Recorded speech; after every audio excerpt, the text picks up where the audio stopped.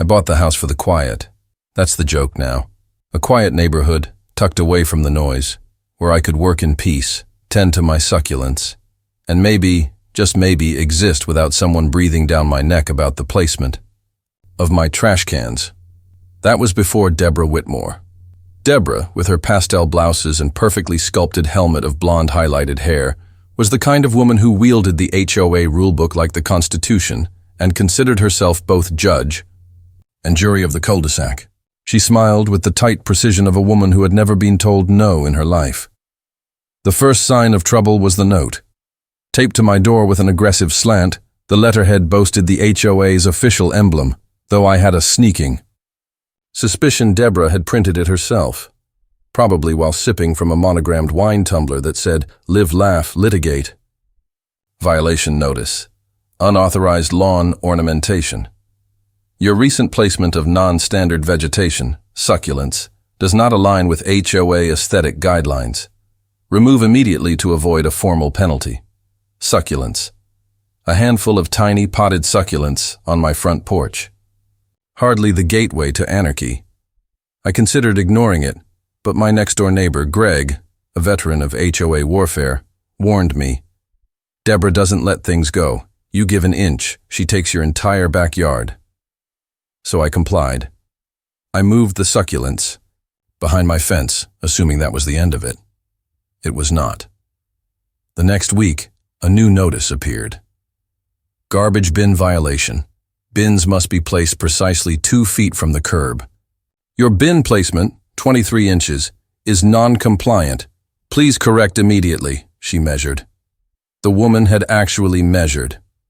I adjusted the bin, resisting the urge to launch it directly into Debra's impeccable flower beds. I wanted peace. I was reasonable. Debra was not. 2 days later, she escalated. It was raining, a relentless downpour, the kind that turns sidewalks into rivers. I came home from work to find something bizarre. A silver Lexus parked in my carport. Not a visitor, not a mistake. It was Debra's. I knocked on her door. She answered with a saccharine smile, unfazed. "Oh, I didn't think you'd mind." She cooed. My driveway was getting flooded, and I needed a dry spot. "You needed a dry spot," I repeated, dripping wet. "Yes, I assumed you'd be fine with it," she said, voice sweet as antifreeze. "You assumed wrong," I said. She gave an exaggerated sigh, like a mother disappointed in a child. "Well, I would appreciate a neighborly attitude about these things." "Neighborly? Like not finding me over succulents?" She ignored that. "I'll move it first thing in the morning." I gritted my teeth, walked away, and Debra did not move her car in the morning, or the morning after that. I left increasingly annoyed. Notes on her windshield. She escalated by sending another violation. Obstruction. Notice, unauthorized structure in driveway.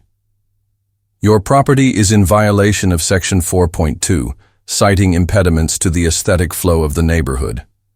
Correct immediately. The impediment? My car, parked in my own driveway. That's when I realized.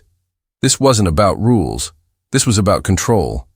I decided if Debra was going to make my life hell, I'd at least return the favor. So, late one night, when the Lexus still occupied my carport, I took matters into my own hands. I went to my garage, pulled out a sturdy padlock, and clicked it shut from the outside.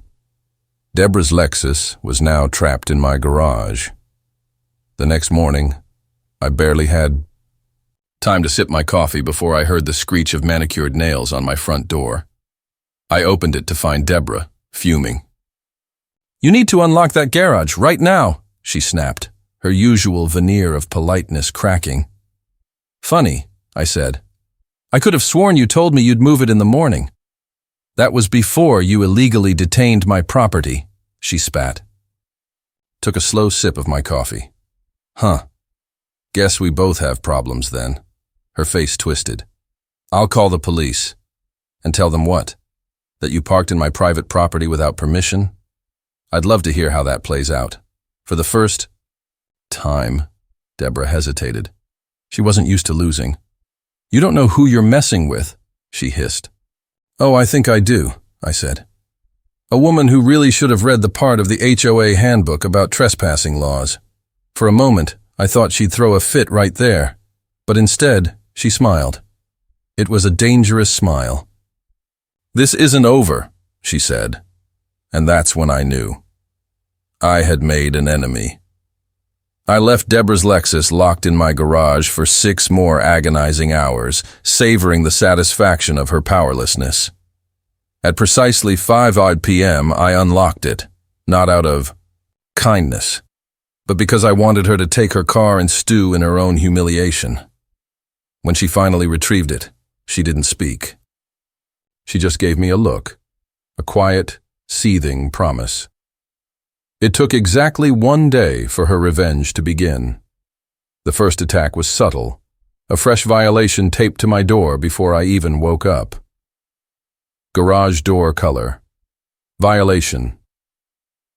As per HOA guidelines, garage doors must adhere to approved color swatches. Yours is non-compliant and must be repainted immediately. I stared at the paper. My garage door was white, a neutral, boring, inoffensive white. Debra wanted a war. I decided I wouldn't give her the satisfaction, at least not yet. I sent an email to the HOA requesting documentation on the approved color swatches.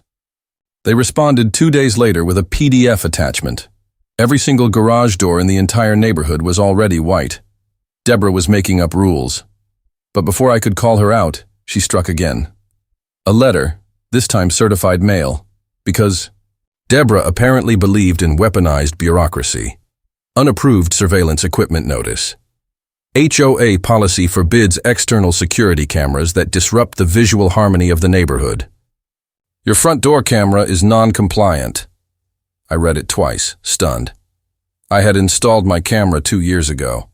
Half my neighbors had them. This wasn't about policy. This was personal.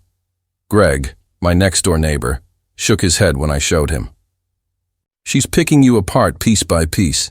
If she can't fine you into submission, she'll harass you until you break. She's overplaying her hand, I said. Greg gave me a look. You think that's bad? She just emailed the entire neighborhood about the next HOA meeting. That didn't sound ominous until I read the agenda. Item 4. Review of recent property violations and potential board vote. I wasn't just dealing with fines. Debra was setting me up to be thrown out of the HOA board entirely. The next morning, things got worse. I woke up to loud banging outside my house. I stepped outside, groggy, and froze. Debra stood in my driveway. Beside her, 2 men in neon vests were drilling into my yard. I blinked. What the hell is this? She beamed, her tone syrupy. Sweet. Oh, didn't you hear? The board approved a neighborhood beautification project. We're installing decorative HOA-approved landscaping. I noticed your front lawn was a little barren, so I generously authorized new additions. I looked at the large, jagged boulders being installed beside my walkway. You're putting rocks in my yard. Classy, aren't they? She said. It'll really boost curb appeal. I exhaled slowly. Let me guess. If I try to move them, I get fined? She tapped her nose. You're catching on. I clenched my jaw. She was baiting me, trying to push me into losing my temper. Not today. Instead, I turned to the workers. Hey, who paid for this? One of the men scratched his head. HOA budget. I turned back to Debra. So you're telling me the entire neighborhood is paying for this? Her smile flickered. It's a necessary enhancement. Good to know, I said, pulling out my phone. Because I think everyone will be interested in how their HOA fees are being spent on a personal vendetta. The muscle in her jaw twitched. She turned and stormed off. But she wasn't done. The next day, she went nuclear. It started with a letter, but not to me. She sent a formal complaint to my employer. I found out when HR forwarded me the email. written in Debra's signature passive-aggressive, Legalise. Subject: concerning employee conduct. As a representative of our homeowners association, I am reaching out regarding an individual in your employment who has exhibited troubling combative behavior within our community. Given your company's professional standards, I felt it was my civic duty to alert you to these ongoing issues. I saw red. She wasn't just harassing me, she was threatening my livelihood. And that's when I realized I needed to hit back, not with anger. Not with empty threats, with proof. I spent hours gathering evidence. Copies of her fake violations, emails showing her arbitrary rule changes, screenshots of her approval of the rock installation without a vote footage from my door camera catching her. Snooping near my property at night, by the time I was done, I had a small digital war chest, but I needed one last thing, something that would destroy her credibility. And that's when I found it, buried in an HOA financial report from 6 months ago, a discrepancy, a missing $3,200 withdrawn under landscaping. Except, no landscaping had been done at the time. I stared at the screen, heart hammering. There was only one person who had sole authorization over those funds. Debra. I had her, but I couldn't move too soon. She had to walk into the trap herself, and what better place than the upcoming HOA meeting? Let her think she's won. Let her think she's untouchable. I was about to burn her whole kingdom down. The HOA meeting was held in the clubhouse, a beige, windowless box that smelled faintly of burnt coffee and crushed dreams. Folding chairs were arranged in neat rows, occupied by the usual suspects: retirees with nothing better to do, suburban dads in golf polos, and homeowners who just wanted to complain about the neighbor's dog. And then there was Debra Whitmore, perched at the front like a queen on her throne, a stack of violation notices beside her like they were sacred texts. I took a seat near the back. I wanted her to feel safe. She had no idea she was about to lose everything. The meeting droned on, covering mind-numbing updates about fence heights and seasonal wreath restrictions, until finally, the agenda reached item 4, review of recent property, violations and potential board vote. Debra smoothed her blouse, her lips curling into that signature self-righteous smirk. She leaned into the microphone, voice oozing fake concern. I regret to bring up an unfortunate situation involving a difficult homeowner. Her eyes flicked to me. I smiled. She continued, voice rising in manufactured outrage, as she detailed my many sins, my succulents, my bin placement, my garage door violation. Each accusation met with the appropriate gasps from the usual HOA loyalists. And let's not forget, she added dramatically, his illegal detainment of my vehicle. That got murmurs. Debra turned to the board, her face the perfect mask of wounded victimhood.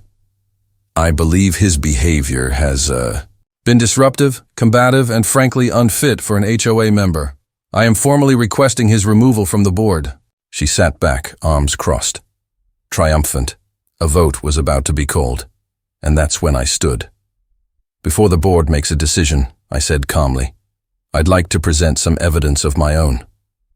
I walked to the front, slowly, deliberately, pulling out a stack of printed documents. The room fell silent. I started with the basics, a timeline of her fake violation notices. Screenshots of neighborhood emails proving she had invented new rules without votes. A printout of the HOA handbook, highlighting the section stating security cameras were allowed and garage doors didn't require pre-approved colors. The board. Members exchanged glances. Debra's smile faltered. That's not the point, she stammered. These are distractions from your disruptive behavior. I smiled. Oh, don't worry, Debra. I'm just getting started. I pulled out the next set of papers. I took a look at HOA financial records, I continued, specifically the landscaping budget. I held up a highlighted document. 6 months ago, $3,200 was withdrawn from the account for beautification efforts. I turned to the audience. Does anyone remember any landscaping projects from that time? Silence. Greg, my neighbor, leaned forward. That was before we even had a vote on the project. I nodded. Exactly. But someone authorized the payment. I turned the page. And I found the signature. I flipped it around for the entire room to see. Debra Whitmore. A wave of hushed whispers rippled through the audience. Debra's face drained of color. I was planning a project, she stammered. It was delayed due to... That money, I interrupted, was never accounted for. Which means it either disappeared or someone pocketed it. I let that hang in the air. The HOA president, an older man with a permanently exhausted expression, turned to her.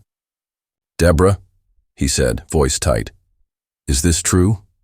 Her mouth opened and closed. It was a clerical error. I went in for the kill. I pulled out one last paper, a receipt from a high-end furniture store, paid with an HOA account card for a $3,200. Sectional sofa. The room exploded. She stole HOA funds? That's embezzlement. Where's the money, Debra? Debra shot up from her seat. This is an attack. This is a smear campaign. I turned to the HOA president. This isn't just misconduct. This is fraud. A woman in the front row, usually one of Debra's biggest supporters, muttered, She fined me over a bird feeder. And just like that, the tide turned. The board voted unanimously to remove her, effective immediately. A motion was called for a formal investigation into the missing funds. Debra stormed out before the meeting ended, red-faced, and hissed at me as she passed. You think you've won? She spat. You have no idea what you've started. I grinned. I don't know, Debra. Looks like I just finished it. Within 2 weeks, HOA officials confirmed the missing funds and launched an audit. Debra's reputation crumbled. Neighbors rejoiced. The HOA, eager to save face, reversed most of her ridiculous rules. Succulents returned. Garbage bin placement became an afterthought.